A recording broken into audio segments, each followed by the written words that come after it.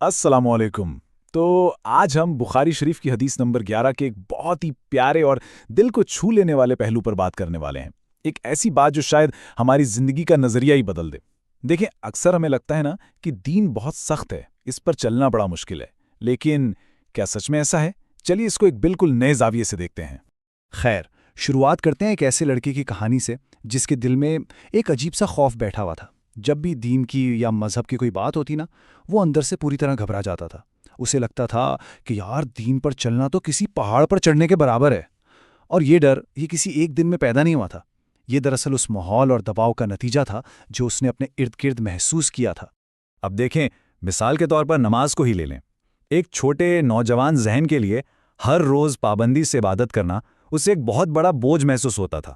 عبادت، جس سے اصل میں سکون کا ذریعہ ہونا چاہیے، اس بیچارے کے لیے ایک ایسی بھاری ذمہ داری بن چکی تھی جو اسے لگتا تھا کہ وہ کبھی ٹھیک سے پوری کر ہی نہیں پائے گا۔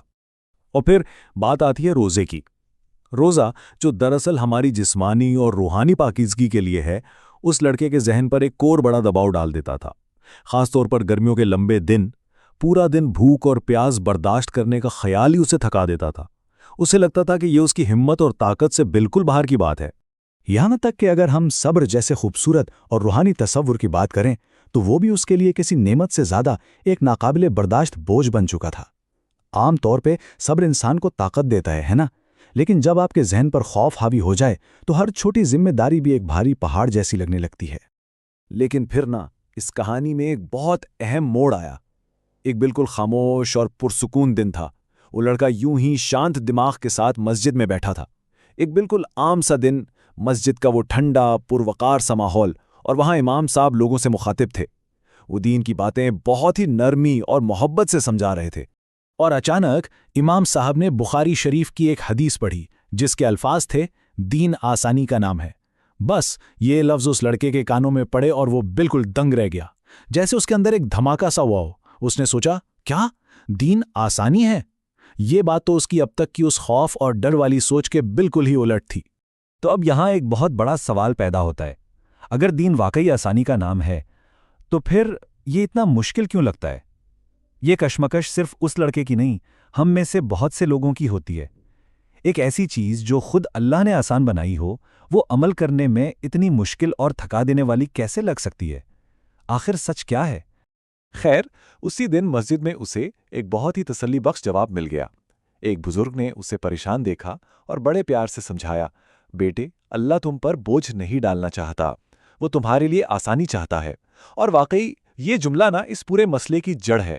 دین کا اصل مقصد کبھی بھی انسان کو تھکانا یا اس کی طاقت سے زیادہ اس پر بوجھ ڈالنا ہوتا ہی نہیں ہے۔ اس بات کو اچھی طرح سمجھنے کے بعد اس لڑکے نے اپنا عملی راستہ ہی بدل دیا۔ اس نے خود پر دباؤ ڈالنے کے بجائے نا چھوٹے چھوٹے قدم اٹھانے شروع کیے۔ پہلے قدم میں اس نے دن کی صرف ایک نماز پر دھیان دیا، پھر آہستہ آہستہ دوسری کی عادت بنائی، دوسرے قدم میں روزانہ تھوڑا سا قرآن پڑھنا شروع کیا، اور تیسرے قدم میں بس تھوڑی سی دعا مانگ لی۔ ان آسان اور چھوٹے قدموں نے اسے اس پرانے خوف اور تھکن سے بالکل آزاد کر دیا۔ اور آپ جانتے ہیں اس حکمت عملی کا نتیجہ کیا نکلا؟ ایک زبردست ذہنی انقلاب۔ جو دین پہلے اسے ایک بھاری بوجھ لگتا تھا، اب دھیرے دھیرے وہ ایک خوبصورت رحمت میں تبدیل ہونے لگا۔